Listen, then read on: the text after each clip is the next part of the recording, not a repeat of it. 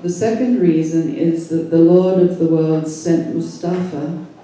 Mustafa is an Arabic name that means the chosen one, so it refers to the Prophet Muhammad alayhi salatu salam.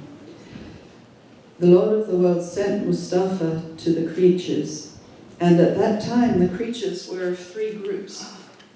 So Prophet Muhammad was speaking to three groups when he was sent. First, the idol worshippers, the Jews, and the Christians. The idol worshippers knew something of the Creator's name, God, Allah, and this name was famous among them. This is why Allah says in the Quran, if thou wert to ask them, he means the idol worshippers here, if thou wert to ask them who created the heavens and the earth, they would say, God, Allah. This is Surah 31, Ayah 25. So the idol worshippers knew the name God, the name of Allah, and they knew that Allah created the heavens and the earth. Among the Jews, the name All-Merciful was recognized, Ar-Rahman. That is why Abdullah ibn Salam, a Jewish man, said to God's messenger, I do not see a name in the Quran that we were reading in the Torah. And the Prophet said, and what is that? He said, the All-Merciful, Ar-Rahman. And it was then that Allah sent down the ayat, call upon God or call upon Ar-Rahman, by whichever name you call him is the same. So that was for the Jewish people. And then among the Christians, the recognized name was the ever-merciful Ar-Rahim. Since these three groups were being addressed, and these three names were recognized among them, God sent down these three names at the beginning of the Quran, in keeping with their knowledge and perception, and he did not add any to them. As for the wisdom in beginning with God, then the All-Merciful, then the Ever-Merciful, it is this. He sent this down in keeping with the states of the servants, who have three states. First, creation, then nurturing, and finally forgiveness. Allah alludes to creation at the beginning through power. Ar-Rahman alludes to nurturing through the continuity of his blessings. And Ar-Rahim alludes to forgiveness at the end through mercy. It is as if God said, first I created through power, then I nurtured through blessings, and at last I forgave through mercy. Alhamdulillah. So this is Allah. This is how Allah describes himself. So the question is, what does that mean for us humans?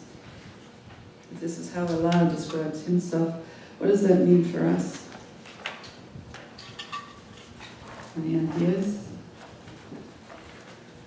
Any thoughts? I'm going to read you a very short paragraph that Sufi wrote. It was one of his more recent books called The Migration of the Truthful Traveler. And Sufi wrote the following: mercy in the eye of Muslim Sufis. A man once said to Sal ibn Abdullah at-Tastari, which group of people should I accompany?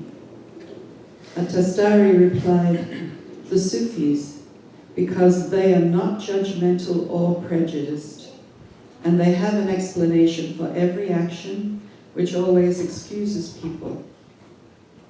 Sufism adopts this merciful attitude that is based on concepts of ease and forgiveness, which form their religious beliefs. The Sufis draw provision from the two divine names, the universally all-merciful and the singularly compassionate, Ar-Rahman Ar-Rahim. Since Allah's names are realities manifesting in the creation, the Sufis pursued the embodiment of these names and realities in their behavior and attitude. They believe that they are, by Allah, charged with actualizing these qualities in the physical world, so that these qualities are never suspended. So I remember when I first read this passage, I was up at the land and I was Sidi's book had just come out, and I was sitting on the couch next to Salima Adelstein, and I read this, and I remember I turned to her and I said, "Oh my God, Salima, I'm not sure that I can call myself a Sufi, really, when I read this, because I don't know if I can live up to this, or if I do live up to this. I'm pretty sure I don't." So let me read it one more time. "Which group of people should I accompany?" Atastari replied, "The Sufis, because they are not judgmental or prejudiced, and they have an explanation for every action, which always excuses people." So when somebody does something that a person might criticize, a true Sufi will actually find an explanation for that action, which is a merciful explanation that excuses the person and finds a merciful reason why that person might be doing this action. Sufism adopts this merciful attitude that is based on concepts of ease and forgiveness, which form their religious beliefs. Ease and forgiveness. The Sufis draw provision from the two divine names, Ar-Rahman and Ar-Rahim. Since Allah's names are realities manifesting in the creation, the Sufis pursue the embodiment of these names and realities in their behavior and attitude. They believe that they are, by Allah, charged with actualizing these qualities in the physical world, so that these qualities are never suspended in this world.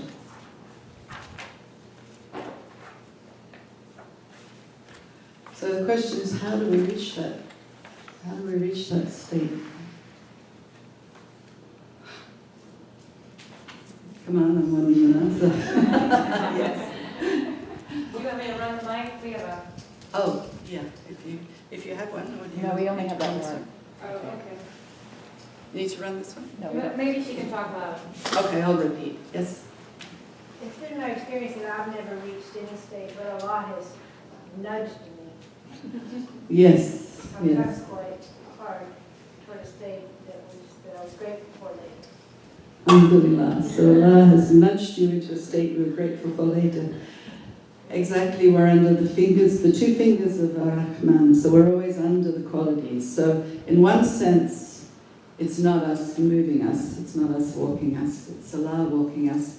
And in another sense, we have the capability to set the stage and the environment so that Allah does move us forward in a beautiful way. How might we, what ways do we use? What ways has Sidi taught us to do that? Remembrance. Sorry? Remembrance. Remembrance, yes. Salat. Self-responsibility. Self-responsibility, yes. This is confronting our nafs that we spoke about earlier, that it's our duty to confront our nafs, to take responsibility for ourselves. That doesn't mean to shame ourselves or blame ourselves, but it also doesn't mean to excuse ourselves for every action, thought, and deed. So being in self-responsibility, doing remembrance. Any other ideas? Lots of tawbah. Tawbah, repentance, turning back to Allah when we encounter nafs and shaitan within ourselves and others. Surrender, Islam. Yes. Also praying, making dua to Allah. Making dua, praying to Allah, doing salat, the ritual prayer. But also, I mean, making supplication, asking Him for Yes, these dua, qualities. yes, dua. Yeah. Supplication, asking Allah for help. Yes, absolutely. And as Abdullah was speaking in the Hutbah, he was speaking about following the decrees of Allah for us and remaining within the limits, keeping our behavior in balance. And then Sidi gave us many ways to beautify our inner in order to reach the hakika, the truth of reality, the ultimate truth of the spiritual world. And, you know, we've just spoken about some of those, but all of the Sufi practices that Sidi's taught us, the remembrance, al-wird, tawbah, the recitation of the divine names also. And actually that's what I want to focus on for the rest of this talk. are divine names of mercy, particular aspects of mercy carried by a number of the divine names that can be helpful to us, the recitation of these, to help purify these qualities within our heart, so that we can beautify the merciful qualities within our heart. So any comments or questions before I go on to talk about these divine names?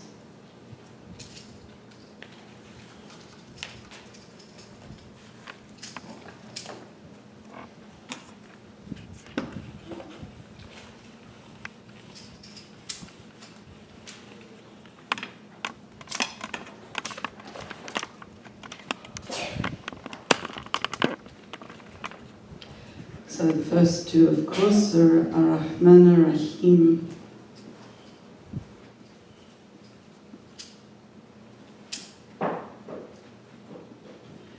Ar-Rahman and Ar-Rahim both come from the Arabic root Raham,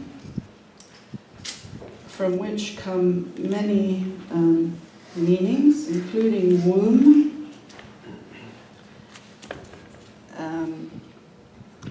kinship, compassion,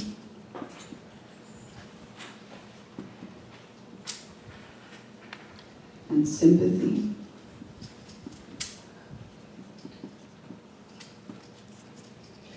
So this is the word for womb, sorry, is Raham, R-A-H-M.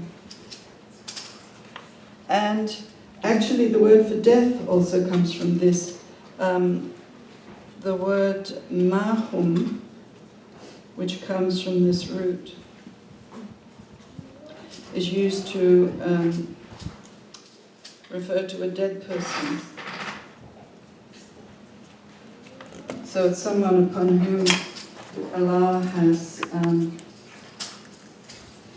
the one whom Allah has bestowed in compassion upon, compassion and mercy upon, is the word, one of the words used to refer to a dead person. So Ar-Rahman is like the ocean of infinite kindness and beauty, all embracing in its nature. I think most of us understand that the mercy of Ar-Rahman is the mercy of the endless mercy that is pouring forth on all of creation at all times.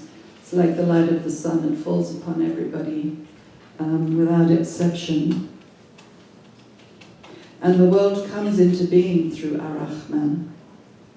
In his book, Secret of the Love of God, Sidi speaks about Allah breathing his spirit into creation through the breath of Ar-Rahman.